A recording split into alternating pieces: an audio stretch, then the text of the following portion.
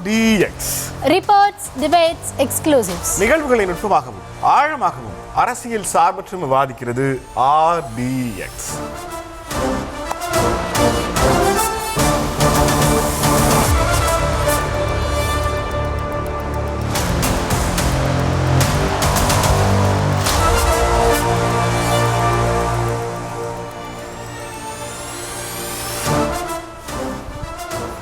Reports, debates, exclusives RDX நிகழ்ச்சிக்கு உங்களை வரவேற்பது மகிழ்ச்சி. இன்றைய விவாதத்திற்கான தலைப்புச் செய்திகளை முதல்ல பார்த்துடலாம்.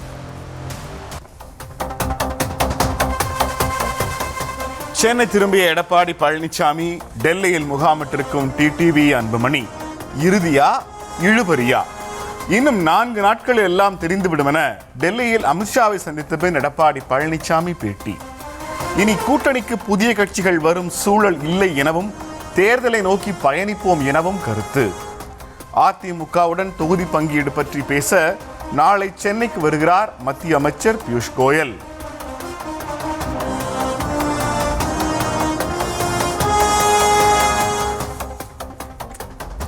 மத்திய அமைச்சர் அமித்ஷாவை சந்திக்க டெல்லி சென்றுள்ள அன்புமணி மற்றும் தினகரன், தேர்தலை சந்திக்கவே டெல்லியின் சம்மதம் நாடுபவர்கள் என அதிமுகவை கடுமையாக விமர்சித்த முதல்வர் ஸ்டாலின், 2011 தேர்தலுக்காக டெல்லியில் காங்கிரஸ் தலைமைக்காக காத்திருந்தவர் கருணாநிதி என பதில் சொன்ன அதிமுக.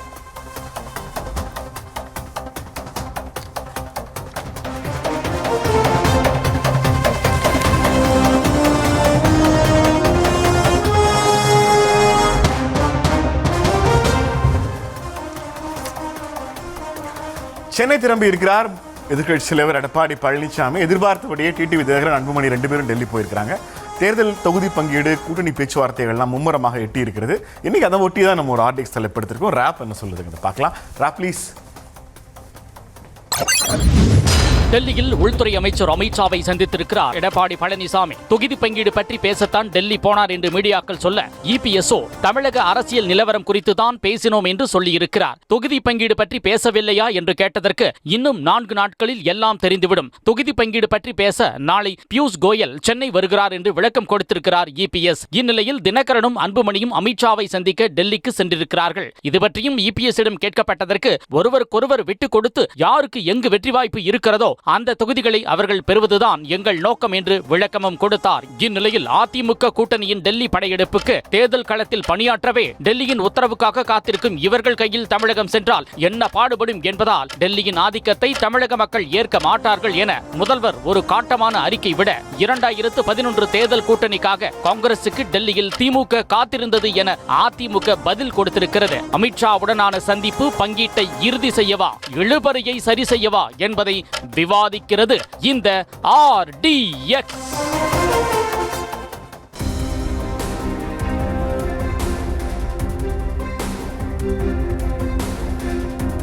நான்கு நாட்கள் எல்லாமே முடிஞ்சது, கவலைப்படாதீங்க.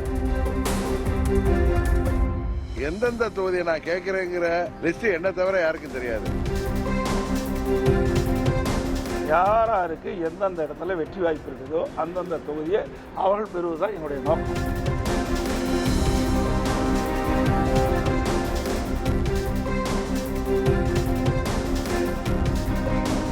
Our friendly parties are like a family and everything is finalized within the family in the room.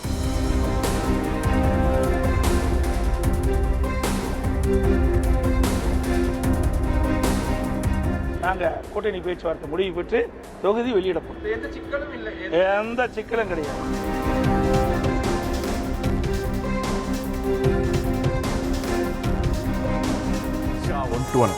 Amit Shah 1 to all அப்படிதான் போட்டுக்கணும்.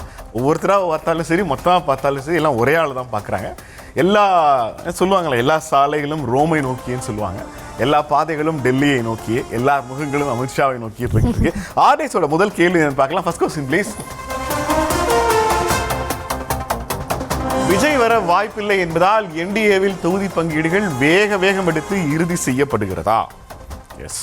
இல்லை என்னன்னா, நம்ம ஆரம்பத்துலேருந்து இந்த கேள்விகளை செய்தியாளர்கள் சந்திப்பில் என்டிஏ கூட்டணியில் அதிமுகவும் சந்திக்கிறாங்க. அவங்க சொன்னதே என்ன அப்படின்னா, தேர்தல் தேதி அறிவித்ததற்கு பிறகு முழு வீச்சில் இந்த வேலைகள் எல்லாம் நடக்கும் அப்படின்றதான் ஆரம்பத்திலேருந்தே அவங்க சொல்லிட்டு இருந்தாங்க. அந்த தாவைக்க ஃபேக்டர் அப்படின்றத ஏடிஎம்கே எப்போவோ க்ளோஸ் பண்ணிட்டாங்க. இருந்தாலும் கடந்த வாரங்களில் தலைப்பாக அதை எடுக்க வேண்டிய அவசியம் இருந்தது. அதை தாண்டி அவங்களுக்குள்ள எந்த பேச்சுவார்த்தையும் இல்லைன்னு நான் நினைக்கிறேன். ஸோ அவங்க சொன்ன மாதிரி தேர்தல் அறிவிப்பு, அதற்கு பின்னாடி அவங்களுடைய வேலைகள் துரிதமாயிருக்கு அப்படின்னு தான் அதை பார்க்கணும்னு நான் நினைக்கிறேன். இதில் விஜய் வர வாய்ப்பில்லை என்பதால் என்டிஏவில் தொகுதி பங்கீடுகள் வேகம் எடுக்கிறதா அப்படிங்கிற கேள்விக்கு போகிறதுக்கு முன்னாடி விஜய் வர்றதுக்கான வாய்ப்பு இருக்கிறது. ஒருவேளை தமிழ்நாட்டில் தேசிய ஜனநாயக கூட்டணி விரிவுபடுத்தப்படுவதற்கான வாய்ப்புகள் இருக்குது. அதுக்கு நேரமும் காலமும் தேவைப்படுங்கிற காரணத்துக்காகவே தேர்தல் தேதியே ஏப்ரல் 23 தள்ளி வைக்கப்பட்டதோன்னு ஒரு சந்தேகம் இருக்குது.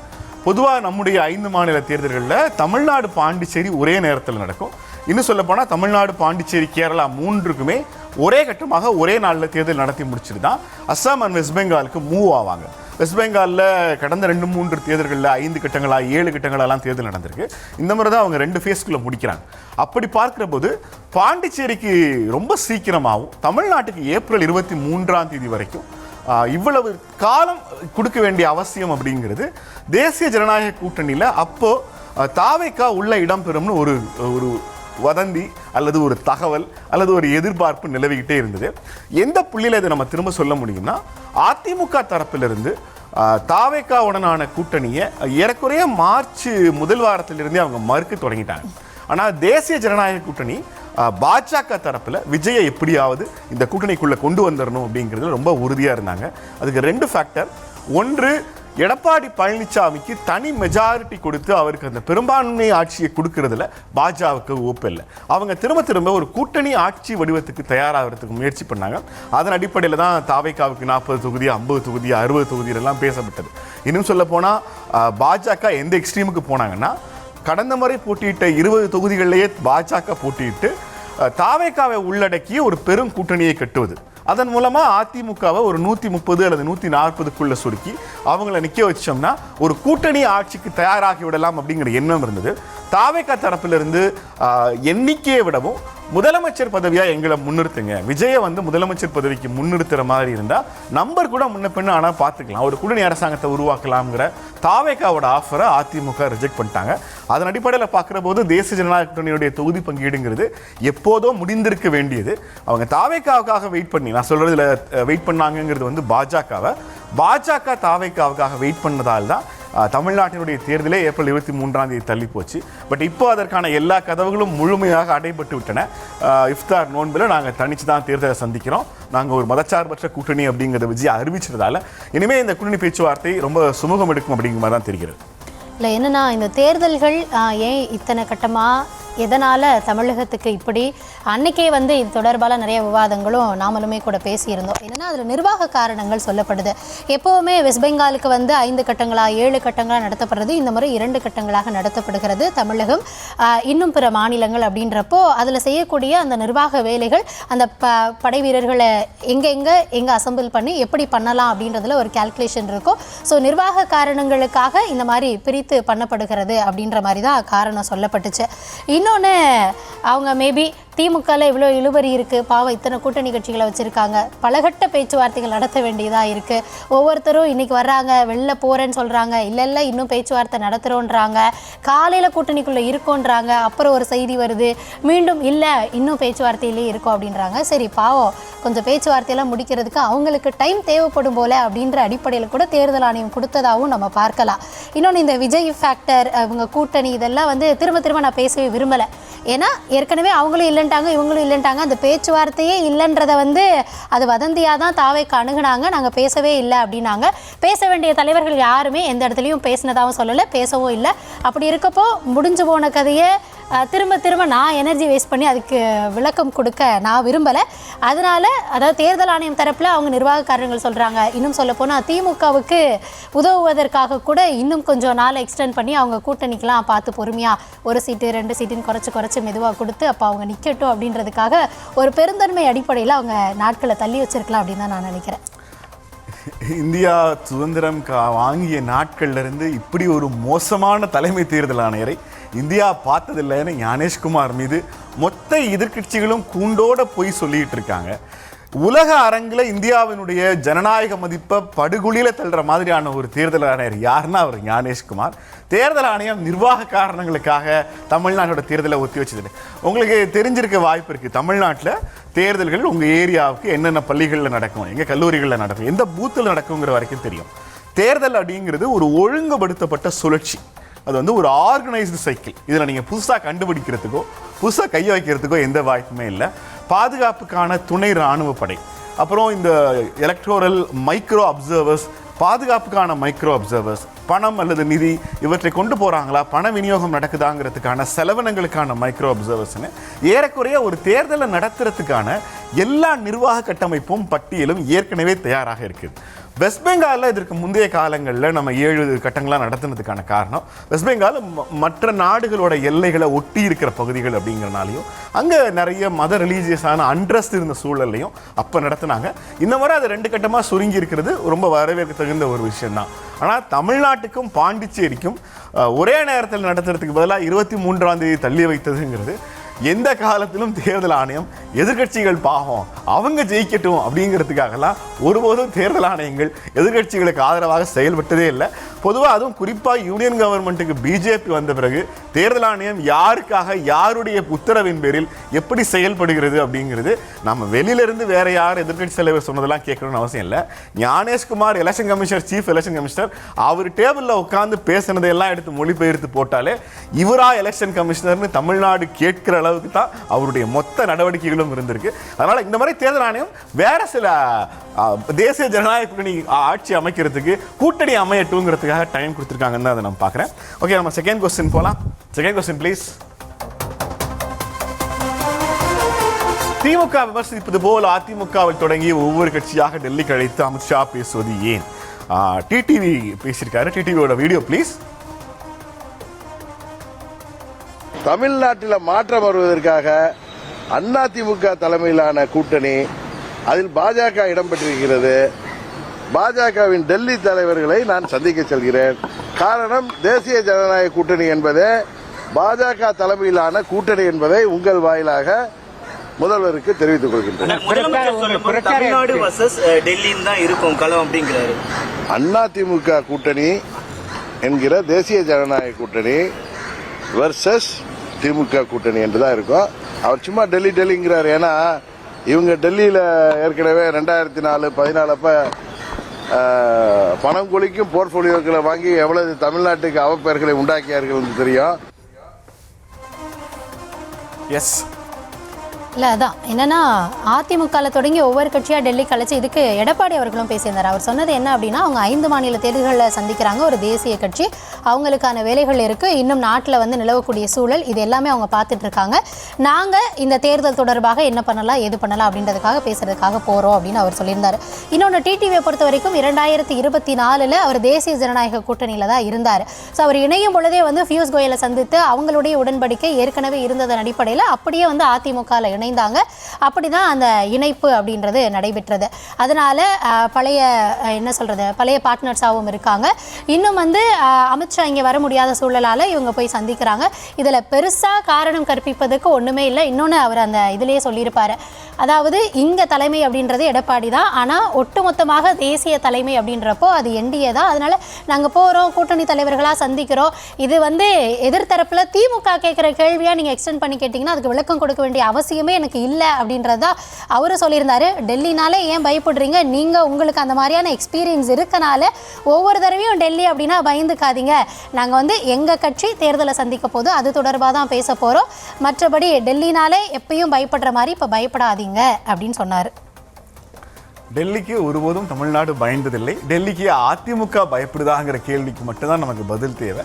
அதன் அடிப்படையில் அதிமுகவினுடைய தலைவர் அப்படிங்கிற மாதிரி, அதிமுகவோட கூட்டணிக்கு தலைவர் அப்படிங்கிற முறையில் அமித்ஷாவை போய் பார்க்கறதுல எந்த சிக்கலும் இல்லை. அப்புறம் தேர்தல் இருக்கிறனால நான் 2 முறை வந்திருக்கேங்கிறார் எடப்பாடி. தேர்தல் இல்லாத காலங்களிலையும் கூட ஒவ்வொரு முறை முடிவெடுப்பதற்காகவும் எடப்பாடி வந்து டெல்லி போயிருக்கிறாரு. அதிமுக தலைவர்கள் டெல்லிக்கு போவதும் அவர்கள் சொல்படி கேட்பதும் ஒன்றும் புதுசு இல்லை. அதனால இதை பற்றி நமக்கு பேசுறதுக்கு ஒன்றும் இல்லை. That's usual. தமிழ்நாட்டு மக்கள் பார்த்துட்டு அப்போ தேர்தல் இல்லாத காலத்துல தேர்தல் நேரத்துல திமுக டெல்லிக்கு போனதே கிடையாதா? என்னன்னா அதாவது அந்த 2016 அந்த மக்கள் நல கூட்டணி இல்லையா, அதில் வந்து திரும்ப இருக்கிறப்ப அவர்கிட்ட கேட்குறப்ப அவர் சொன்னது நாமளே பல தடவை பதிவு பண்ணியிருக்கோம். அதாவது ஸ்டாலின் அவர்களுடைய நடவடிக்கை கருணாநிதி அவர்களை தாண்டி ஜெயலலிதா போல இருக்கும் அப்படின்னு ஒவ்வொரு தடவையும் சொல்லுவார். இதே வந்து இதை எல்லாத்துலேயுமே ஃபாலோ பண்ணால் எப்படி அப்படின்ற மாதிரி 2011 ஒவ்வொரு தேர்தல் மேடைகள்லையும் தேர்தல் பிரச்சாரத்திலையும் ஜெயலலிதா அவர்கள் பேசின டேப்பை திரும்ப போட்டு பார்த்துருப்பாங்களோ என்னவோ, அதை வரி மாறாமல் இப்போ உட்காந்து பேசிகிட்டு இருக்காங்க. ஆனால் அன்னைக்கு இருந்த சூழல்கள் இன்னைக்கு போலியான ரொம்ப மோசமாக இருந்தது. அன்னைக்கு அவங்க அதை பேசியிருந்தாங்க. பாவம் அதை பார்த்து காப்பி பேஸ்ட் பண்ணுறதுக்காக அப்படியே பேசிகிட்டு இருக்காரு. ஆனால் இன்னைக்கு சூழல் அப்படி இல்லைன்றது புரியலை. என்னன்னா அன்னைக்கு வந்து 2009 அங்கே ஈழத்தில் அவ்வளோ பெரிய பிரச்சனை இருந்துட்டு இருந்தது. 3 மணி நேரத்தில் உண்ணாவிரதம் நடத்தின வரலாறு தமிழ்நாடு பார்த்துருக்காது. ஆனால் அதுக்கப்புறம் நடக்கிற தேர்தலில் மே 20 கிளம்பி 21, 22, 23 4 நாள் நீங்கள் போய் டெல்லியில் இருந்தது எது? மக்கள் நலன் சார்ந்து பேசுறதுக்கா, இல்லை முல்லை பெரியாறு பிரச்சனை தொடர்பாக பேசுறதுக்கா, இல்லை இன்னும் மாநில நலன் சார்ந்து என்ன பிரச்சனை போய் பேச போயிருந்தீங்க? அதாவது யார் யார் போறா? தகப்பனார் மு கருணாநிதி, அன்னைக்கு துணை முதலமைச்சராக இருந்த இளைய மகன் ஸ்டாலின் அவர்கள், மூத்த மகன் மு க அழகிரி, பேரன் தயாநிதி மாறன், எல்லாரும் கிளம்பி போய் அங்கே நின்று யாரை சந்திச்சிங்க? மன்மோகன் சிங், சோனியா காந்தி அவர்களை அடுத்தடுத்த நாட்களில் சந்திச்சு ஏன் அங்கேயே உட்காந்துருந்தீங்க? முதன்முறை அமைச்சரவை பதவி இருக்கிறப்ப உங்கள் பேர் அந்த லிஸ்ட்லேயே இல்லை. ஆனால் 3 நாட்கள் கழித்து அங்கே நின்று உட்காந்து வெயிட் பண்ணி காத்திருந்து உங்கள் மக்கள் நலனுக்காக நீங்கள் பேசிட்டு வந்துட்டு அமைச்சரவையில் இடம் வாங்குறதுக்கு 4 நாள் கிளம்பி போயிருந்தீங்களே. தமிழகத்தில் எத்தனை பிரச்சனைகள் எத்தனை காலம் இருந்தது, அதுக்கெல்லாம் அங்கே போய் நீங்கள் பேசுனீங்களா? அதை விடுங்க. சரி, 2011 தான் அவ்வளோ விஷயங்கள் இன்னைக்கு சொல்கிறீங்களா? இன்னைக்கு வந்து கூட்டணி தலைவர்களாக போய் பேசிட்டு வராங்க. ஆனால் அன்னைக்கு 2011 டெல்லி போயிட்டு வந்து தான் கூட்டணி நீடிக்கிறது அப்படின்றதையே நீங்கள் உறுதி பண்ணீங்க. இன்னைக்கு அதே அதிமுகலே சொல்லியிருந்தாங்க, நீங்கள் ஏன் 4 மணி நேரம் போய் காத்திருந்தீங்க அப்படின்றது. அது மட்டுமா, அதுக்கப்புறமா அங்கேருந்து இங்கே ஈடி வருது, இங்கே மேல்தளம் கீழ்த்தளம்னு பல மேடைகளில் இதை பேசி பேசி அழுத்தே போச்சு. அவ்வளவு, அதாவது என்னன்னா தமிழ்நாடு எப்பயும் அவுட் ஆஃப் கண்ட்ரோல், ஆனால் தமிழ்நாடு அவுட் ஆஃப் கண்ட்ரோல் தான். ஆனால் திமுக எப்போவுமே வித்தின் த கண்ட்ரோல் ஆஃப் சென்ட்ரலாக தான் இருந்திருக்க. அதே மாதிரி இன்னும் நிறைய வசனங்கள் வேணால் பேசலாம். ஆனால் கடந்த கால வரலாறுகளை மீண்டும் போய் சமூக வலைதளத்தில் பார்த்தீங்கன்னா நீங்கள் என்னவா இருந்தீங்க அப்படின்றதும் தெரியுது.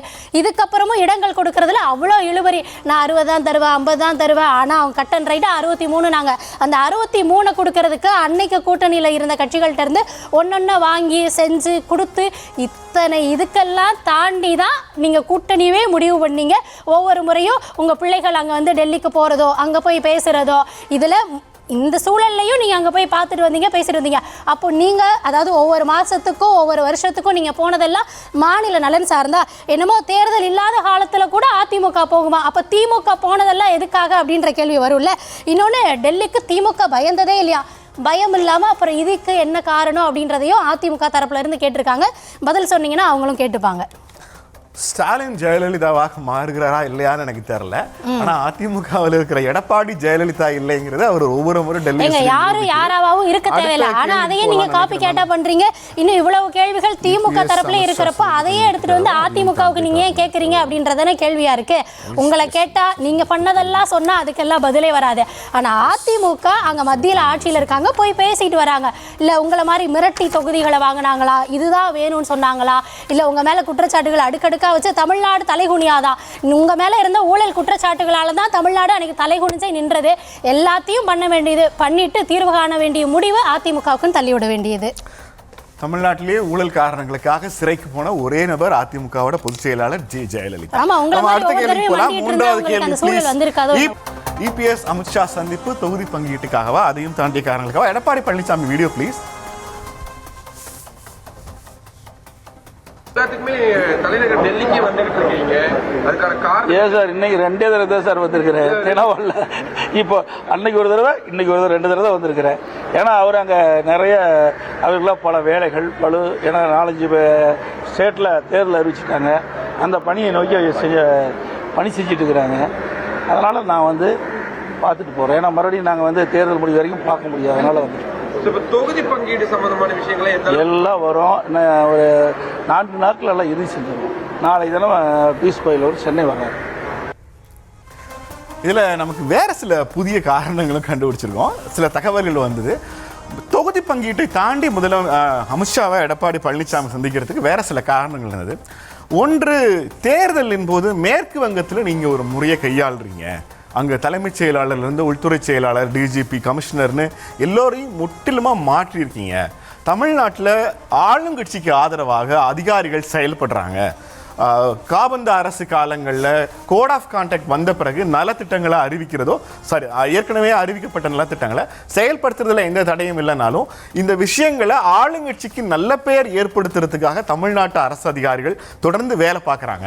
அதை தடுத்து நிறுத்துறதுக்கு லிஸ்ட் ஆஃப் டிரான்ஸ்ஃபர்ஸ் அதிமுக சார்பில் இருந்து இவர்களெல்லாம் ஆளுங்கட்சிக்கு ஆதரவாக செயல்படுகிறார்கள், அவங்கள மாற்றணும் அப்படிங்கிற ஒரு பெரிய கோரிக்கையை எடப்பாடி பழனிசாமி இங்கிருந்து எடுத்துட்டு போயிருக்கிறதாகவும் அதை வாங்கி வைத்துக்கொண்ட அமித்ஷா நம்ம என்ன செய்ய முடியும்னு பார்ப்போம் அப்படின்னு சொல்லியிருக்காரு.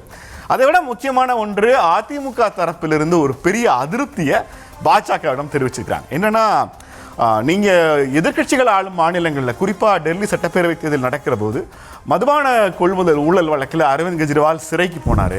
அது ஒரு ஊழல் அரசாங்கம் அப்படிங்கிறது பெரிய லெவலில் டெல்லியினுடைய சட்டப்பேரவை தேர்தலில் பெரிய லெவலில் முன்வைக்கப்பட்டது. அது மாதிரி தமிழ்நாட்டில் ஏற்கனவே அமலாக்கத்துறை விசாரணையில் இருக்கிற ஆட்களை விசாரிக்கிறதோ கைது செய்கிறதோ ஏற்கனவே கொடுத்த புகார்கள் பட்டியலில் நடவடிக்கை எடுக்கிறதுன்னு எந்த விஷயங்களையும் நீங்கள் மேற்கொள்ளவே இல்லை. கிட்டத்தட்ட திமுக அரசு எந்த பிரச்சனையும் இல்லாமல் இந்த தேர்தலை சந்திக்குது. ஒரு கூட்டணி கட்சிங்கிற அடிப்படையில் ஒரு வயசா வின்வின் ஃபார்முலாவாக எதையாவது செய்து கொடுங்கள் அப்படின்னு நிறைய கோரிக்கைகளை முன் வச்சிருக்கிறாங்க. ஆனால் பாஜக தரப்புலேருந்து 2 சிக்கல்கள் முன் வச்சிருக்கிறாங்க. ஏன்னா இப்போதான் அண்மையில் டெல்லியில் அரவிந்த் கெஜ்ரிவால் மேலே பாஜக போட்ட வழக்கு பொய் வழக்கு. வேண்டுமென்றே ஒரு பொய் வழக்கை தேர்தல் நெருங்குகிற போது எதிர்க்கட்சிகள் ஆளும் மாநிலங்களில் முதலமைச்சர் அமைச்சர்கள் மேலே போட்டு அவங்கள தூக்கி ஜெயிலில் வச்சு அதனால் அது ஒரு ஊழல் அரசாங்கம்னு கணக்காமிச்சு அதை தேர்தல் பிரச்சார உத்தியாக மாற்றி தேர்தலில் ஜெயிச்ச பிறகு உச்சநீதிமன்றம் இப்போ என்ன சொல்லும், டெல்லி உயர்நீதிமன்றம் இப்போ என்ன சொல்லுதுன்னா, இது முழுக்க முழுக்க ஜோடிக்கப்பட்ட கேஸ் அப்படின்னு சொல்லி அமலாக்கத்துறையை குட்டுன்னு குட்டி அனுப்பியிருக்கிறாங்க. அதனால அந்த மாதிரியான ஒரு ஃபார்முலாவை தமிழ்நாட்டில் இப்போதைக்கு எடுத்து வைக்க முடியாது அப்படின்னு சொல்லி பாஜக தரப்புலன்னு சொல்லியிருக்கிறதா ஒரு தகவல். எஸ்ஐஆர் பணிகளில் ஏற்பட்ட சில முடக்கங்களையும் சில பிரச்சனைகளையும் கூட எடுத்துகிட்டு போயிருக்கிறாங்க. அது என்ன நம்ம பார்ப்போம் அப்படின்னு உறுதி கொடுத்துருக்கிறதாகவும் தகவல். இல்லை என்னன்னா, திமுக மேலே என்னென்னலாம் நடவடிக்கை எடுக்கணும்னு நெல்சனுக்கு ஏன் திடீர்னு இவ்வளோ ஆசை வந்துச்சுன்னு தெரியல. அதெல்லாம் தகவலாக அவர் மனசில் இருக்க சொல்லியிருக்காரு. இன்னைக்கு டெல்லியிலிருந்து திரும்பிய இபிஎஸ் அவர்கள், அதனை அடுத்து டெல்லிக்கு பயணப்பட்டிருக்கிற கூட்டணியில் இருக்கக்கூடிய தலைவர்கள், அதன் அடிப்படையில் கேள்வியை ஆர்டிஎக்ஸ் பேசிகிட்டு இருக்கோம். அதாவது இபிஎஸ் அவர்களுடைய சந்திப்பு தொகுதி பங்கீட்டுக்கா அதையும் தாண்டிய காரணங்களுக்காக. இந்த தொகுதி பங்கீட்டுன்றதுக்கே முதல்ல அவங்க நோ தான் சொல்லியிருக்காங்க. நாங்கள் கூட்டணியில் இருக்கோம், தேர்தல் நேரம் அது சார்ந்த பணிகள் சம்மந்தமாக பேசுறதுக்காக வந்திருக்கோம் அப்படின்றத சொல்லியிருக்காங்க. இன்னொன்று, அதையும் தாண்டின காரணங்களுக்காகவா அப்படின்றதே இருக்குமா அப்படின்ற அடிப்படையில் தான் ஒரு கேள்வி. ஆனால் இதெல்லாம் இருக்கலாம் அப்படின்ற மாதிரி நெல்சன் நிறையா சொல்லியிருந்தாரு. என்னன்னா, கடந்த காலங்களில் திமுக தேர்தல் நேரத்தில் எதெல்லாம் பண்ணுச்சோ, மத்தியில் நாங்கள் ஆட்சியில் இருந்தப்போ எதையெல்லாம் பண்ணமோ அந்த மாதிரி இவங்களும் பண்ணுவதற்கான வாய்ப்பு இருக்குமோ அப்படின்றதுல தான், அதாவது எங்கள் ஊரில் ஒரு பழமொழி சொல்லுவாங்க, மறந்துட்டேன், அந்த மாதிரி தானே, அதாவது அசவீடே நம்ப மாட்டாங்க அப்படின்ற மாதிரி அவங்க பண்ண மாதிரி தானே அடுத்தவங்களையும் நினைப்பாங்க. அதன் அடிப்படையில் இருக்கலாம். அப்படி நீங்கள் சொல்கிற காரணங்களுக்கு வந்தாலும் என்னென்னா, கடந்த காலங்களில் திமுக இந்த தேர்தல் நேரத்தில் ஆளும் தரப்பாக அதிமுக இருந்தப்போ ஒவ்வொரு தடவையும் தேர்தல் ஆணையத்துக்கு மனு அனுப்ப வேண்டியது, இந்த மாதிரி அதிகாரிகளை மாற்றுங்க, அவங்க அவங்களுக்கு சார்பாக செயல்படும். ஸோ இதுலேருந்து என்ன புரிஞ்சுக்க முடியுது அப்படின்னா, ஒவ்வொரு கட்சியும் இதை செஞ்சுருக்காங்களா அப்படின்னா திமுக அது ஒவ்வொரு தடவையாக செஞ்சுருக்காங்க. அதனால் அப்படி இருக்குமா அப்படின்ற நீங்கள் சந்தேகப்படுறதுல உங்கள் தரப்புக்கு நீங்கள் சந்தேகப்படலாம். அடுத்ததாக இந்த வழக்குகள், இது இப்போல்லாம் சூழல் இல்லை, அப்படியெல்லாம் பண்ணிட முடியாதுன்னு சொன்னாங்களாம். எனக்கு 10 பேர் மேலே குற்றச்சாட்டு இருக்குது, நடவடிக்கை பாயலான்றதில் 2 பேர் மேலே ஒரு முடிவு வந்திருக்கலாம். ஆனால் மற்றவங்க கணக்கெலாம் இருக்குல்ல. அமைச்சர் கே.ஏ. நேருவுக்கு உயர்நீதிமன்றம் என்ன சொல்லிச்சு, முகாந்திரம் இருக்குது, ஏன் இன்னும் கேஸ் போடாமல் இருக்கீங்க, கேஸ் போடுங்கன்னு தானே சொன்னாங்க. அதையும் தாண்டி கீழமை நீதிமன்றங்களாக விடுவிக்கப்பட்ட அமைச்சர் பொன்முடி மேலே இதுக்கு எப்படி பண்ணீங்க அப்படின்றதான்னு சொல்லியிருக்காங்க. ஸோ என்னென்னா, ஆட்சி அதிகாரத்தில் இருக்கிறப்போ நீங்கள் செஞ்ச விஷயங்களை எல்லாம் மறைக்க பார்த்துருக்கீங்க. உங்கள் மேலே இருந்த குற்றச்சாட்டுகளை எப்படியாவது ஏதாவது ஒரு வகையில் சரி கட்டணும்னு பார்த்துருக்காங்க. அது நீதிமன்றங்களுக்கு போகுது. அதையும் தாண்டி சில வழக்குகளில், அதாவது எப்பேற்பட்ட வழக்காக இருந்தாலும் நீங்கள் குற்றவாளி இல்லைன்னு சொல்லிலாம் முன்பு கூட தீர்ப்பு வரலை, அதை நிரூபிக்க போதிய ஆதாரத்தை நீங்கள் கொண்டு வராமல் விட்டுட்டீங்களே அப்படின்னு வருந்தி தான் அதில் கூட தீர்ப்பு வந்ததாக நம்ம பார்க்க வேண்டியிருக்கு. அதனால் இனி அடுத்து வரக்கூடிய நாட்களில் இப்போ ஏதாவது ஒரு நடவடிக்கை பாஞ்சா கூட அந்த தரப்புலேருந்து என்ன சொல்லப்படும், டெல்லியிலேருந்து பார்த்தீங்களா எப்படி நசுக்கிறாங்க, எப்படி இது ஆகுறாங்க, நாங்கள் ஒன்றும் பண்ண மாட்டோம் அப்படின்னு சொல்ல வேண்டியது. ஆனால் என்ன ஆகும் அப்படின்னு பார்த்தீங்கன்னா, பொதுவாக ரெய்டு வரப்போகுது அப்படின்னு தகவல் வந்தாலோ, இல்லை ரெய்டு வந்துட்டு போனாலோ, இல்லை ரெய்டு நடக்கிறப்பவே பார்த்தோன்னா இங்கேருந்து டெல்லிக்கு போக வேண்டியது, அங்கே அமைச்சர்களை சந்திக்க வேண்டியது. என்னென்னா திமுக இதுவரைக்கும் அவங்க கடந்து வந்த வரலாற்றெல்லாம் பார்த்தோன்னா டெல்லி பயணமே எதுக்காக இருக்குன்னா, ஒன்று அவங்களுடைய அங்கே மத்தியில் அதிகார பகிர்வில் எந்த துறையை தர்றீங்க அப்படின்னு போய் உட்காந்துருப்பாங்க, இல்லைனா அடுத்ததாக வந்து தங்கள் குடும்பத்தை வழக்குகள்லேருந்து பாதுகாக்கிறதுக்காக போய் உட்காந்துருப்பாங்க. இல்லையா அவங்களுக்கு எத்தனை இடங்கையா வேணும், இவ்வளோதான் தர முடியும், அதுக்கு மேலேயே வேணுமா, சரி கூட்டணியிலேருந்து வாங்கி கொடுக்குறோம். இந்த மாதிரியான விஷயங்களுக்கு தான் திமுக போய் டெல்லியில் உட்காந்துருக்காங்க, பேசியிருக்காங்க. அதன் அடிப்படையிலேயே நம்மளை மாதிரியும் மற்றவங்கள, அதாவது நம்ம மஞ்சள் கண்ணாடி மாட்டியிருக்கோம் அப்படின்றதுக்காக பார்க்குறவெல்லாம் மஞ்சளாக இருக்கான அர்த்தம் கிடையாது. நீங்கள் அப்படி செயல்பட்டுருக்கீங்க அப்படின்னா அடுத்தவங்களையும் அதே பார்வையில் பார்க்க வேண்டாம் அப்படின்றது தான் அதிமுகலையும் சரி, டிடிவி தினகரன் அவர்களும் சரி போகிறப்ப அவங்க சொன்னது. நாங்கள் கூட்டணியில் இருக்கோம், தேர்தலை சந்திக்க போகிறோம். அவங்க 5 மாநிலத்தில் தேர்தலை சந்திக்கிறாங்க, நாங்கள் இங்கே மாநிலத்தில் என்னென்ன நடவடிக்கைகள் அப்படின்றத ஒன்றா சேர்ந்து கலந்து பேச போகிறோம் அப்படின்றத ரொம்ப தெளிவாகவே சொல்லிட்டு போயிட்டாங்க. அதான் அரண்டவன் கண்ணுக்கு இருண்டதெல்லாம் பேயா தெரியும் அப்படின்ற மாதிரி பயந்துக்கிட்டே கிடக்க வேண்டியதுதான். ஓகே,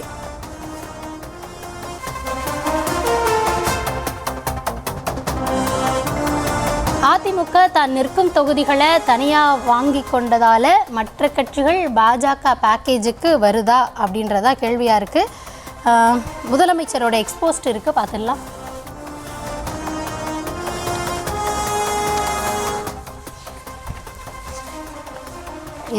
தமிழ்நாடு vs டெல்லி என்பதை முன்வைத்துத்தான் இந்த தேர்தல் களம் என்று நாம் சொல்வதை நிரூபிப்பது போலவே டெல்லியில் இருந்துதான் எல்லாம் முடிவு செய்யப்படுகிறது. எதிர்க்கட்சி தலைவரும் அவரது சகாக்களும் டெல்லியில் இருப்பது எதற்காக? தமிழ்நாட்டிற்கு வழங்கப்படாமல் வஞ்சிக்கப்படும் நிதியை வாங்கி தருவதற்காகவா? தமிழ்நாட்டில் நிறைவேற்றப்படாமல் முடக்கப்பட்டிருக்கும் மக்கள் நல திட்டங்களை நிறைவேற்ற வேண்டும் என வலியுறுத்துவதற்காகவா? அல்லது சமையல் எரிவாயு சிலிண்டர் தட்டுப்பாட்டை போக்குவதற்காகவா? இல்லை இல்லை, இல்லவே இல்லை. தேர்தல் களத்தை சந்திப்பதற்கே டெல்லியின் சம்மதம் வேண்டும் என்ற நிலையில் உள்ளவர்களின் கைகளில் தமிழ்நாடு சிக்கிக்கொண்டால் ஒவ்வொரு நாளும் என்ன பாடுபட வேண்டியிருக்கும் என்பதை உணர்ந்துள்ள தமிழ் மக்கள் ஒருபோதும் டெல்லியின் ஆதிக்கத்தையும் அதன் அடிமை கூட்டத்தையும் அனுமதிக்க மாட்டார்கள். சுயநலனுக்காக சொந்த கட்சியை அடமானம் வைத்தது போல் தமிழ்நாட்டையும் டெல்லியிடம் அடகு வைக்க தயங்காதவர்கள் இவர்கள். இனி எதிர்க்கட்சியினர் எடுக்கும் முடிவு என்பதெல்லாம் டெல்லி எடுக்கும் முடிவுதான். ஓகே, இதுக்கு இன்னொரு தரப்புலேருந்து பதிலும் வந்திருக்குன்னு நினைக்கிறேன். ஏடிஎம்கேனுடைய அவங்களோட எக்ஸ்போஸ்ட் என்ன அப்படின்றதையும் பார்த்துடலாம். டெல்லி சென்று கூட்டணி பேசுகிறார்கள் என்று புலம்ப ஆரம்பித்து விட்டார் திமுக தலைவர் ஸ்டாலின். 2011 தேர்தலுக்காக டெல்லியில் தவமிருந்து காங்கிரஸ் தலைமைக்காக 6 மணி நேரத்திற்கு மேல் காத்திருந்து கூட்டணி பேசியவர் தானே உங்கள் தந்தை கருணாநிதியும் நீங்களும். உங்கள் குடும்பத்திற்கு ஒரு பிரச்சனை என்றதும் மகளுக்கு திகார் என்று காங்கிரஸ் சொல்ல பகீர் என்று பதறிப்போய் வயதான காலத்திலும் டெல்லிக்கு பறந்து போய் தீர்ப்புக்கு சில நிமிடங்கள் முன்பு சோனியா காந்தியை சந்தித்தவர் தானே கருணாநிதி. அறிவாலய மேல் மாடியில் ரெய்டை பார்த்து பயந்து போய் கீழ் மாடியில் 63 நாயன்மார்களை கொடுக்கிறேன் என்று கூட்டணி பேசியவர் தானே உங்கள் தந்தை.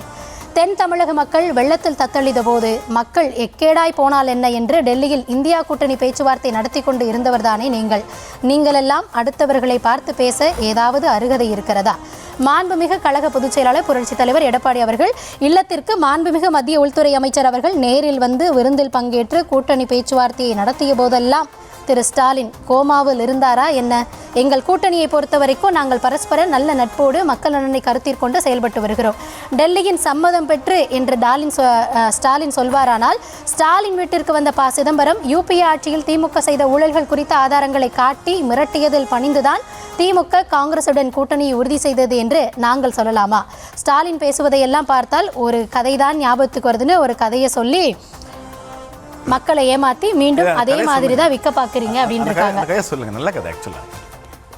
என்னன்னா, ஒருத்தர் சந்தையில் குதிரையை வாங்கிட்டு குதிரையை விற்கிறவன் இது அற்புதமான குதிரை, ஓடுற நீரில் கூட வேகமாக ஓடும் அப்படின்னு கரையை தொடும் அப்படின்னானா. அந்த வியாபாரியோட பேச்சை கேட்டு குதிரையை வாங்கிட்டு வந்து தண்ணியில் விட்டதுக்கப்புறம் தான் தெரிஞ்சிச்சான் அது மண் குதிரை அப்படின்றது. அந்த மண் குதிரை தண்ணியில் கரைஞ்சு போயிடுச்சு. நல்ல வேலையாக நீச்சல் அடித்து கரைக்கு தப்பி வந்தவன் திரும்ப போய் அந்த கடைக்கார்ட்ட கேட்குறப்போ இன்னொரு குதிரை வேணுமா அப்படின்னு கேட்டானா. அந்த வியாபாரி எப்படி இப்படியெல்லாம் சொல்லி வித்தானோ அந்த மாதிரி தான் எம்.கே. ஸ்டாலின் அவர்கள் இவர் சொன்ன விடியல் என்ற வார்த்தையை நம்பி வாக்களித்த மக்களை ஏமாற்றி மண்குதிரை ஆட்சியை கொடுத்துவிட்டு மக்களை நட்டாற்றில் தத்தளிக்க விட்டது போதாது என்று மீண்டும் அதே குதிரையை 2.0 என கூறி கூவி கூவி விற்க பார்க்கிறார். ஐயோ, தமிழக மக்கள் பாவம் இல்லையா?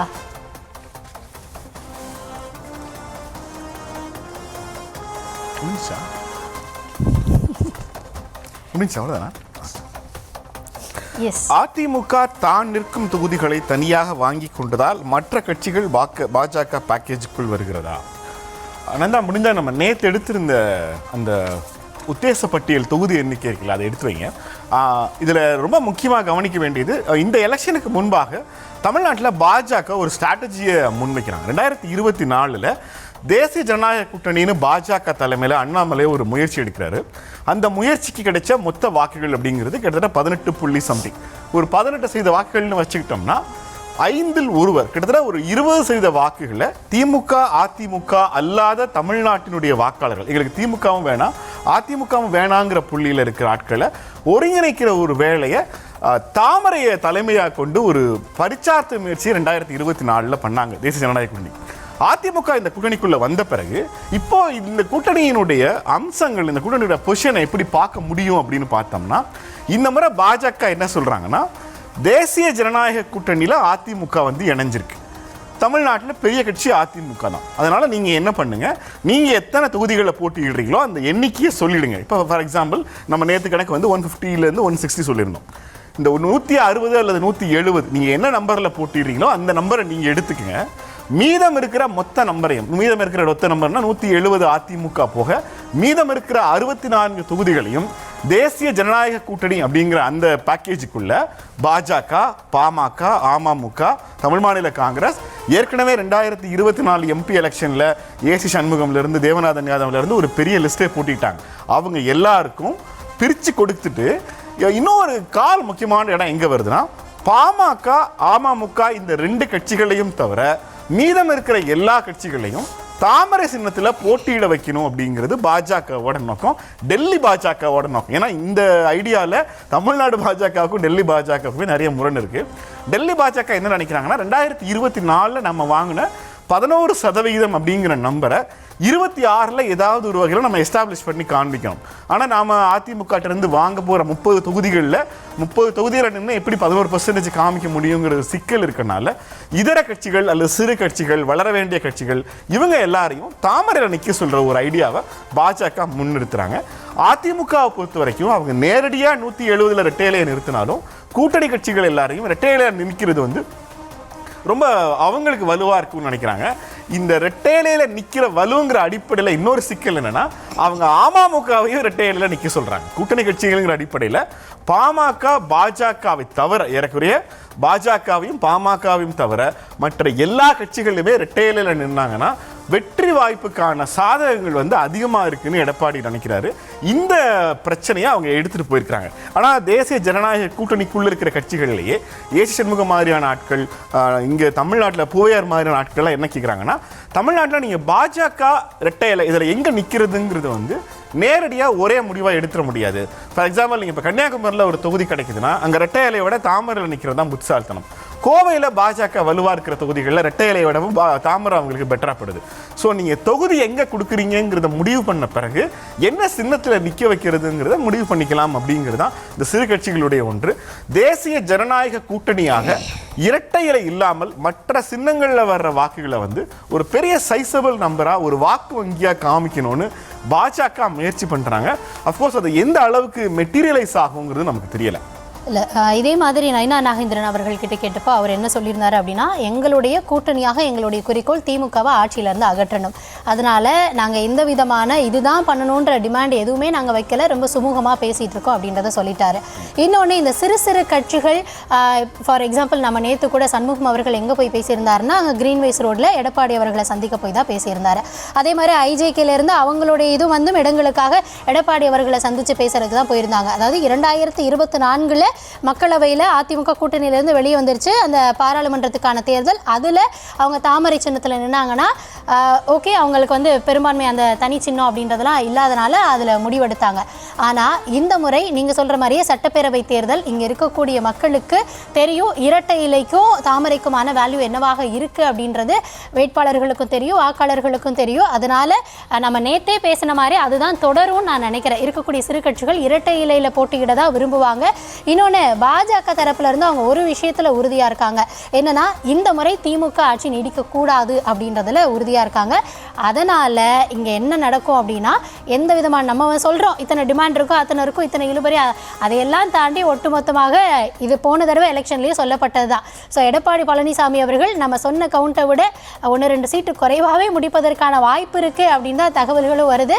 ஸோ பொறுத்து இருந்து தான் பார்க்க வேண்டியிருக்கு. இன்னொன்று, நேற்று அந்த கார்டு எடுத்தோம், அந்த கார்டை ப்ளே பண்ணலாமா ஒரு முறை?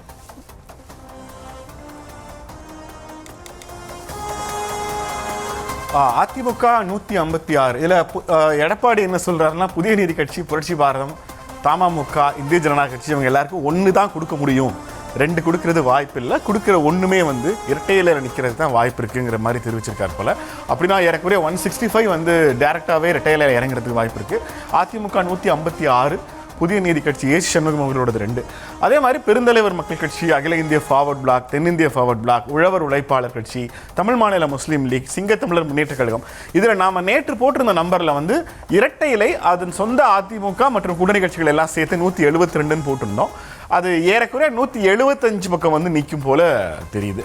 175ங்கிறது அவங்களுடைய நம்பர். S, next card. பாஜகவினுடைய 30, பாமகவோட 18. அமமுக முதல்ல 12 கேட்டதாகவும் எடப்பாடி தரப்பிலிருந்து 8 முன் வர்றதுக்கு ஒதுக்கிட்டதாகவும் எனக்கு டிடிவி ஒரு பதில் கூட சொல்லியிருந்தாரு. நீங்களா ஒரு நம்பர் போட்டு பேசுறீங்க, அதெல்லாம் இல்ல, நமக்கு டெல்லியில தகவல்கள் இருக்கு, செய்தியாளர்கள் இருக்கிறாங்க. அவங்க அமமுக கேட்டதுல நம்ம சில லாஜிக் இருந்தது. அவங்க 12 கேட்டாங்கன்னா 8 வெற்றி பெறுவதற்கு வாய்ப்பு இருக்கு. 8 இருக்கிறதுங்கிறது மாநில கட்சிக்கான அங்கீகாரத்தை. நீங்க 8 இருந்தா போதுங்கிறதுக்கு 8ல கண்டெஸ்ட் பண்ண முடியாது. அதனால அவங்க 12 கேட்டிருக்காங்க.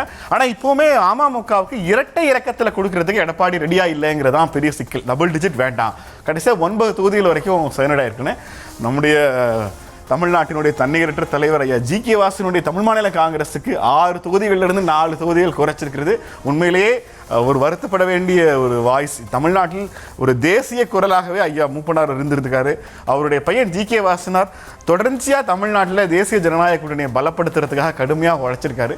அவருக்கு இந்த 6 தொகுதிகளை கொடுத்துருக்கலாம்னு தான் RDX நினைக்குது.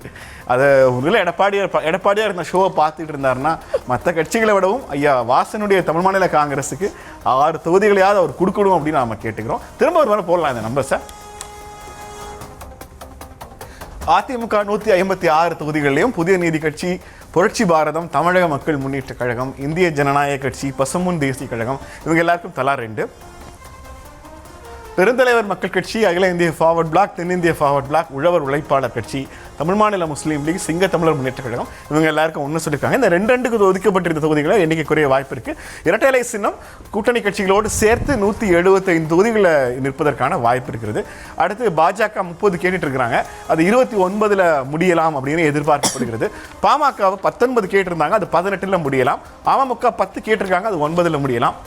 ஐயா வாசனுக்கு எடப்பாடியை தான் பார்த்து செய்யணும். சென்னை திரும்பி இருக்கிறார் EPS, டெல்லி சென்றிருக்கிறார்கள் டிடிவியும் அன்புமணியும். இறுதியா இழுபறியா அந்த தலைப்புக்குள்ள பேசிட்டு இருக்கோம். நெக்ஸ்ட் பிக் கொஸ்டின் என்ன பார்த்துடலாம். தினகரனும் அன்புமணியும் தங்களுக்கு குறைவான தொகுதிகளை ஒதுக்கியதற்காக அமித்ஷாவை சந்திக்கிறார்களா அப்படின்ற கேள்வி.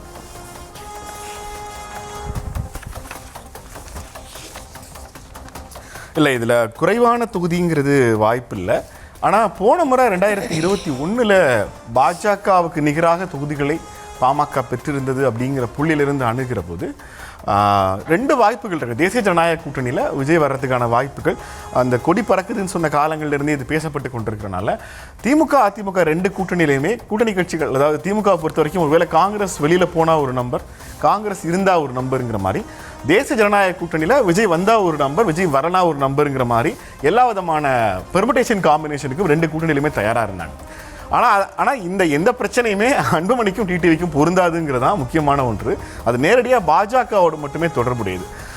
பாமக ரெண்டாக பிளவுபட்டிருப்பதும், அன்புமணியிடம் கட்சி இருந்தாலும் சீனியராக வந்து பெரியவர் ராமதாஸ் இன்னமும் வன்னியர்கள் மத்தியில், வன்னியர் சங்கம் மத்தியில் அவருக்கு வட தமிழ்நாடு முழுக்கவே ஸ்டில் வந்து நம்ம சேலம், தருமபுரி, கிருஷ்ணகிரி வரைக்குமே, எல்லை வரைக்குமே இந்த வாக்குகளில் யாருடைய குரலுக்கு பாமகவுடைய ஓட்டு இருக்குங்கிறதுல ஒரு சின்ன ஆசிலேஷன் இப்போ வரைக்கும் இருக்குது. கட்சி, சின்னம், நிர்வாகிகள் இது எல்லாமே முழுக்க 100% அன்புமணி பக்கம் தான் இருக்குது. அதிமுகவுடனான கூட்டணி பேச்சுவார்த்தையில் அவர் தான் சைன் பண்ணுறாரு. 18 அல்லது 19 தொகுதிகள் ஒதுக்கப்படலாம்னு சொல்கிறாங்க. ஆனால் பெரியவருடைய குரலுக்கு இன்னமும் வன்னியர்கள் மத்தியில் ஒரு பெரிய வாய்ஸ் இருக்குது. அது எந்த அளவுக்கு பாமகவுக்கான சேதாரத்தை ஏற்படுத்த முடியுங்கிற கேள்வியை கூட்டணியில் பேச்சுவார்த்தையில் முன் வச்சிருக்கிறாங்க. அதன் அடிப்படையில் தான் இந்த நம்பர் வந்து டிசைட் பண்ணப்பட்டிருக்குன்னு நினைக்கிறேன்.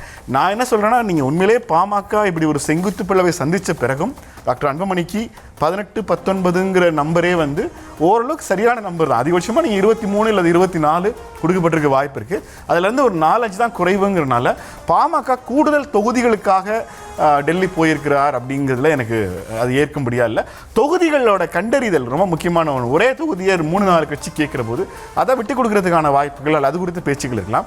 பட் அமமுகவை பொறுத்த வரைக்கும் இந்த சினாரியோவே வேற. அவர் தேசிய ஜனநாயக கூட்டணிக்குள்ள திரும்ப போய் இணைகிற போது எடப்பாடியை முதலமைச்சராக்குவோம்னு சொல்லிட்டு இப்போ கடந்த அந்த இன்னும் சொல்ல போனால் எக்ஸாக்டாக மதுராந்தகம் மீட்டிங்க்கு பிறகு டிடிவி அவர்களுடைய குரலில் நிறைய மாற்றங்கள் இருக்குது. இந்த நிறைய மாற்றங்கள்ங்கிறத வந்து நம்ம அடிக்கோடிட்டுக்கலாம். நிறைய மாற்றங்கள் இருக்குது. இந்த தேர்தலை அவர் எப்படி அப்ரோச் பண்ணணும்னு நினைக்கிறாருன்னா, தமிழ்நாட்டில் தேசிய ஜனநாயக கூட்டணின்னு ஒன்று இருக்குது. அது பாஜக தலைமையிலான கூட்டணி. தமிழ்நாட்டில் அதுக்கு அதிமுக தலைமை. நாங்கள் தேசிய ஜனநாயக கூட்டணியில் இருக்கோம். எங்களை மாதிரியே அதிமுகவும் தேசிய ஜனநாயக கூட்டணியில் இருக்காங்க.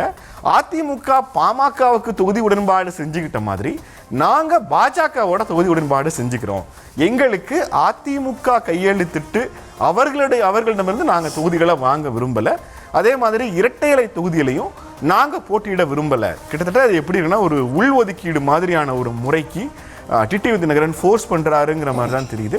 அதே மாதிரி நம்பரை பொறுத்த வரைக்குமே நம்மளே ஏற்கனவே பேசியிருந்தோம். 2021 தென் தமிழ்நாட்டில் அதிமுகவினுடைய சுமார் 21 to 24 தொகுதிகளில் மிகப்பெரிய சேதாரத்தை அதிமுகவுக்கு உருவாக்கி இருந்துச்சு அமமுக. ஸோ அந்த நம்பிக்கையிலேருந்து பார்க்குற போது குறைந்தபட்சமாக ஒரு 12 தொகுதிகளாவது ஒதுக்கப்படணும்.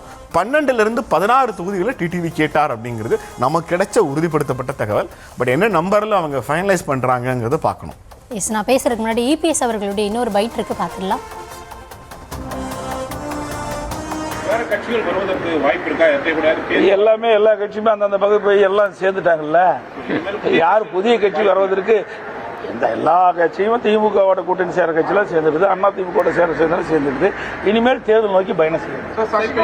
அன்புமணி ராமதாஸ், டிடிவி தினகரன் 2 பேரையும் வந்து அமித்ஷாவை பார்க்க வராங்க சார். அவரும் கலந்து பேசுறது தான். எப்படி இருக்குது தமிழ்நாட்டுடைய அரசியல் சூழ்நிலை எப்படி இருக்குதுன்னு கலந்து பேசுறது தான். தலைவர்கள் தரப்பில் தொகுதி பங்கீடோ மற்ற விஷயங்களோ எங்கேயுமே சொல்லவே படலை. தமிழ்நாடு அரசியல் களம் தொடர்பாக தான் பேச போகிறோம் அப்படின்னு. இன்னொன்று, அன்புமணி அவர்கள் கூட்டணியில் வந்து இணைந்த அன்னைக்கே அதிமுகவில் தான் வந்து இணைந்திருந்தார். செங்குத்து பிளவெல்லாம் பாமகவில் நடந்துருச்சா அப்படின்றத நடக்கக்கூடிய, அதாவது இவங்க போய் கூட்டணியில் இணைந்திருக்காங்க, தேர்தல் ஆணையம் அவங்களுடைய முடிவு இன்னும் களத்தில் இருக்கக்கூடியது. அவர் பல இடங்களுக்கு போராட்டத்துக்கு போயிட்டு இருந்தார், பல இடங்களில் பரப்புரை மேற்கொள்கிறாரு. அங்கெல்லாம் அவருக்கு ஆதரவு இல்லையா, இல்லைனா ராமதாஸ் அவர்களுடைய நிலையவே பாமகவில் இருக்கக்கூடியவங்க அவருடைய நலன் சார்ந்து பல கேள்விகளையும் சந்தேகங்களையும் எழுப்பக்கூடிய சூழலில் தான் இருக்குது. அப்போது தேர்தல் முடிவுகளில் தான் உண்மையிலேயே வந்து எந்த பக்கம் இருக்குது அப்படின்றது தெரியும். அதையும் தாண்டி அன்புமணி அவர்கள் தலைமையில் பாமக சிறப்பாக செயல்படுறத களத்தில் நம்மளால் பார்க்க முடிகிறது. தினகரன் அவர்கள் வந்து இந்த மாதிரிலாம் வாதங்கள் முன்வைக்கப்படும் பொழுது அவர் ஏதோ ஒரு செய்தியாளர் சந்திப்பில் இதற்கான பதிலை சொல்லிடுறாரு. தொடர்ந்து இந்த மாதிரி தான் பேசப்படுது அப்படிலாம் பேசாதீங்க. அதாவது இன்னைக்கெல்லாம் சொன்னார், அருமை அண்ணன் எடப்பாடி பழனிசாமின்னு தான் சொல்கிறார். நீங்கள் சொல்கிற மாதிரி இந்த சந்திப்பிற்கு பிறகு அவருடைய நடவடிக்கைகள் அப்படின்றப்ப ரொம்ப இணக்கமாக காமிச்சுக்கிறாங்க, களத்தில் எங்களுடைய செயல்பாடுகள் அப்படின்றாங்க. இன்னும் சொல்ல போனால் அவர் தலைமையில் இப்போ இன்னைக்கு கூட கேட்டாங்க, போய் வாங்குற நிலைமையில் தொகுதி அங்கே போய் பேசுகிறீங்களான்னா அதெல்லாம் கிடையவே கிடையாது. இங்கே அவர் தான் பேசுகிறாரு. ஒன்று புரிஞ்சுக்கோங்க, தேசிய அளவில் ஒரு கட்சி இருக்குன்னா அங்கே தேசிய தலைமை அதுதான். ஏன்னா இந்தி கூட்டணி அப்படின்றப்போ தமிழ்நாட்டை விட்டு வெளியே போனால் அது இந்தி கூட்டணி அப்படின்னு தானே சொல்கிறீங்க. அப்படி தான் அந்த தொனிலையும் அவங்க சொல்கிறாங்க. என்னென்னா இயல்பாக இருக்கக்கூடிய விஷயங்களையே வந்து எப்படி விமர்சனமாக பேசலாம் அப்படின்றதுல தான். என்னென்னா அதிமுக மேலே எந்த குற்றச்சாட்டையும் முன்வைக்க முடியாது, அதிமுகவை சாடி பேச முடியாது. அவங்க ஆண்ட காலங்கள்லேயே அவங்கள நோக்கி போராட்டம் நடத்த முடியல. அப்படி இருக்கிற சூழலில் வேற என்ன பேச முடியும்? இருக்கிற ஒரே ஒரு கருத்துருவாக்கம் பாஜக டெல்லி. என்னன்னா இந்த அறிக்கையில் கூட தமிழ்நாடு விசஸ் டெல்லி என்பதை முன்வைத்திருக்கிற இந்த தேர்தல் களமா 2011 தான் அப்படி இருந்தது. தமிழ்நாடு விசஸ் டெல்லியா இருந்தது. அதை ஜெயலலிதா அவர்கள் முறியடித்து தமிழ்நாடை வந்து டெல்லிக்கு திமுக முற்றிலும் அடகு வைத்து விடாமல், முற்றிலுமாக மண்டியிட்டு வைத்து விடாமல் காப்பாற்றினது அவங்கள தான் இருக்காங்க. இன்னொன்று, இந்த மாநில உரிமைகள் சார்ந்து அவங்க போய் எதுக்காக பேசுகிறாங்க அப்படின்றப்போ, அப்போ காவிரி பிரச்சனை தொடர்பாக நீங்கள் பேசுனீங்களா, இல்லைனா கல்வியை வந்து மாநில பட்டியல் கொண்டு வரதுக்கு நீங்கள் பேசுனீங்களா? என்னன்னா பல நூற்றாண்டுகளாக பல முறை மத்தியில் ஆட்சியில் இருந்துட்டு கூட்டணியாக தமிழக உரிமை சார்ந்து பெருசாக குரலே எழுப்பாமல் இருந்துட்டு இன்னைக்கு வந்து அதான் நீங்கள் கூட்டணியில் இருக்குங்களே பேசுங்க அப்படின்னு வேண்டியதான். இவங்க அமைச்சரவையில் இருக்கிறப்போ தொடர்ந்து போய் கேட்டு வாங்கிட்டு வரப்பெல்லாம் பேச மாட்டாங்க. கூட்டணியில் இருக்காங்க, தேர்தலுக்காக போயிட்டு வரப்போ நீங்கள் பேசுங்க, நிதியை வாங்கிட்டு வந்துடுவீங்களா அப்படின்னா அதுக்கு டிடிவியே பதில் சொல்லிட்டாரு. நான் தனியாக பதில் சொல்ல வேண்டிய அவசியம் இல்லைன்னு நினைக்கிறேன். S, next question.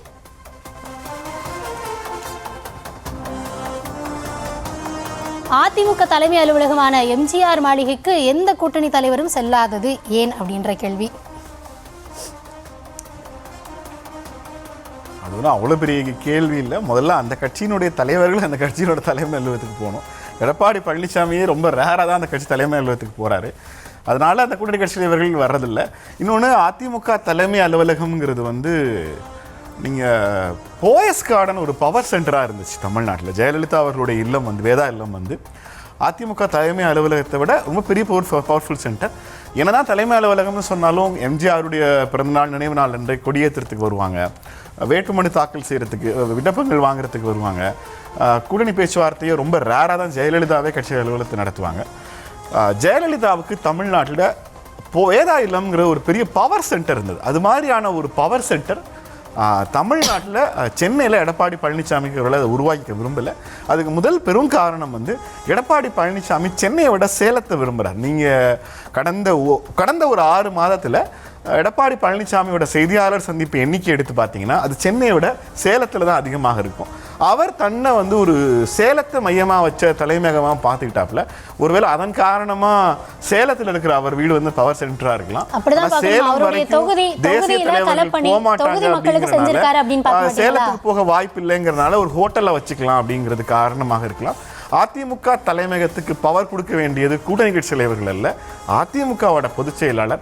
அவரே போகாத போது ஏன் கூட்டணி கட்சி தலைவர்கள் வரலங்கிற கேள்வியில எந்த விதமான தர்க்கமும் இல்லை. என்னன்னா உங்களை மாதிரி தொகுதி பக்கமே போகாமலாம் கிடையாது. அவர் தொகுதியில் மக்களுக்கான பணிகள், அங்கே இருக்கக்கூடிய வேலைகளை அங்கே கட்சி அலுவலகத்தில் பண்ணுறாரு அப்படின்னு தான் அதை பார்க்கணும். எல்லாத்தையும் அதான் வேற கோணத்தில் தானே பார்ப்பீங்க. அந்த மாதிரி நீங்கள் ஒரு கோணத்தில் பார்த்துக்கோங்க. அதற்கு அடுத்தபடியாக அதாவது இங்கே கிரீன்வே சாலையில் வந்து தலைவர்கள் சந்திக்கிறதோ, இல்லை பியூஷ் கோயல் வந்து போகிறதோ, இதுக்கு முன்னாடி இந்த வைஜெயந்த் பாண்டா வந்து போனதோ, இல்லை அமித்ஷாவே வந்து போனதெல்லாம் கண்களுக்கு தெரியாதா? எப்படி திமுக தலைவர் என்னவா இருந்தாரு அப்படின்னு அதிமுகல இருந்து கேள்வி எழுப்பின மாதிரி தான் நம்மளும் எழுப்புற மாதிரி இருக்கு. அப்பெல்லாம் என்னவாக இருந்தாங்க அப்படின்றது. இன்னொன்று, இந்த கூட்டணி அதில் பேச்சுவார்த்தை, இதுக்காக தலைவர்கள் வந்து அதாவது திமுகல பல முறை டெல்லிக்கு போயிருக்காங்க, அதிமுகல இப்போ அவங்க ஆட்சியில் இருக்கிறனால இவங்க போயிட்டு வராங்க. இன்னும் சொல்ல போனால் ஜெயலலிதா அவர்கள் வந்து அந்த 99 காலகட்டத்திலாம் பாஜகல இருந்து வெளியே வந்துட்டு அன்னைக்கு யாரு அதிமுகல கூட்டணியை வச்சதுக்காகவே கட்சியை 2 உடைச்சிட்டு வெளியே வந்தானோ மூப்பனார் அவர்கள், அவருடைய வீட்டுக்கு போய் அவங்க பேசின சம்பவங்கள்லாம் நடந்திருக்க. ஸோ ஒட்டுமொத்தமாக இங்கே தலைவர்கள் கூட்டணிக்கு அந்த சமயத்தில் எது தேவையோ அதை செஞ்சுருக்காங்க. எடப்பாடி அவர்களுக்கு வந்து ஒட்டுமொத்தமாக இல்லை அவர் சேலத்தை சார்ந்து சேலத்தோடு ஒதுக்க பார்க்குறீங்க இல்லையா, அப்படிலாம் கிடையாது. அது அவர் தொகுதி, அவர் அங்கே போகிறாரு. இன்னொரு விஷயம், தொடர்ந்து கிரீன்வே சாலைக்கு தலைவர்கள் வந்துட்டு இருக்காங்க. எல்லாத்தாலையும் அதான் அவங்க சொன்ன மாதிரி இங்கே வந்து விருந்து உண்ட கதை எல்லா கதையும் இருக்குது. ஆனால் நீங்கள் கூட்டணியில் இருக்கீங்களே, உங்களுக்கு ஒரு தேசிய தலைமை இருக்கே, பிரச்சாரத்துக்கு வந்திருக்காங்களா, இல்லை இந்த முறை வந்து ஏதாவது பேசுறதுக்காக வந்தாங்களா, பரப்புரைக்காகவாது வந்தாங்களா? இப்படி அதாவது என்னன்னா அதிமுகவில் ஒன்றுமே இல்லை, ஆனால் அதை இவ்வளோ பேசுகிறோம். நம்ம முற்றிலும் முரணாக இன்னைக்கு நாளைக்கு இழுபறி நீடித்துட்டே இருக்கிறது திமுக தரப்புல தான். ஆனால் அது தொடர்பாக இவ்வளவு கேள்விகளும் இவ்வளவு விமர்சனங்களும் வருமானா அது வராது. ஒன்றுமே இல்லாத அதிமுகவை திரும்ப திரும்ப கிண்டி கலரி பேசிக்கிட்டே இருக்க வேண்டியதுதான். இன்னைக்கு கொடுத்த தலைப்பு நமக்கு அதிமுக. நம்ம நாளைக்கு திமுக பற்றி கூட பேசலாம். இந்த நிகழ்ச்சியில் அதிமுகவினுடைய தொகுதி பங்கீட்டில் ஏற்பட்டிருக்கிற சிக்கல் குறித்து பேசியிருந்தோம். நாளை இன்னொரு தலைப்பு சந்திக்கலாம். நன்றி, வணக்கம், தேங்க்யூ.